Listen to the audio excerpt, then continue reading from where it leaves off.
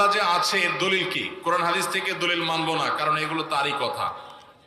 এটা আমাদের যে ভাই প্রশ্ন দিয়েছেন, তিনি যদি আমাদের কোনো নাস্তিক ভাই হন বা অন্য ধর্মাবলম্বী ভাই হন বা যেই হন না কেন, তাকে আমি বলতে চাই, আল্লাহ যে আছেন এটা প্রমাণ হলো আপনি নিজে।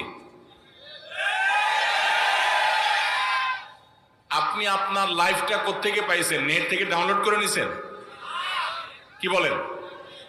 আপনি নিজেকে কোত্থেকে পাইছেন? আপনার আব্বা আম্মা আপনাকে নেট থেকে ডাউনলোড করে নিয়ে আসছে?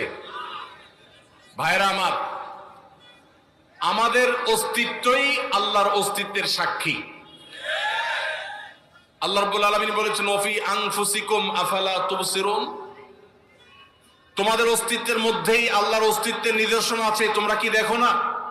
ভাইরা আমার, আল্লাহর এই বিশাল সৃষ্টি জগৎ, এই মহা সৃষ্টি, এত বিশাল সৃষ্টি জগৎ দেখার পরও যদি কেউ স্রষ্টাকে বিশ্বাস করতে কষ্ট হয়, তাহলে তার মতো হতভাগা আর কে হতে পারে? ভাইরা আমার, এই সৃষ্টি জগৎই স্রষ্টার অস্তিত্বের সাক্ষী। আল্লাহ রাব্বুল আলামিন আল্লাহর এই সৃষ্টি জগৎ দেখে, তার সুনিপুণ সৃষ্টি দেখে আল্লাহর অস্তিত্ব এটা খুঁজে পাওয়ার হেদায়েত, তৌফিক আল্লাহ তাআলা আমাদেরকে দান করুন।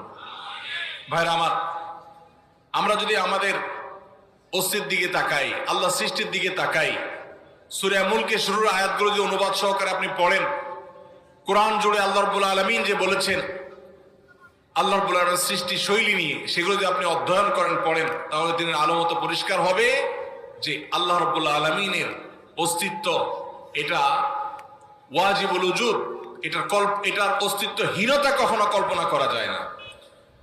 এটা নিয়ে দীর্ঘ আলোচনা করার সুযোগ নেই, শুধু এটুকুই বললাম যে আপনার আমার সৃষ্টি এটাই আমাদের স্রষ্টার কথা স্মরণ করিয়ে দেয়। কারণ স্রষ্টা ছাড়া কখনো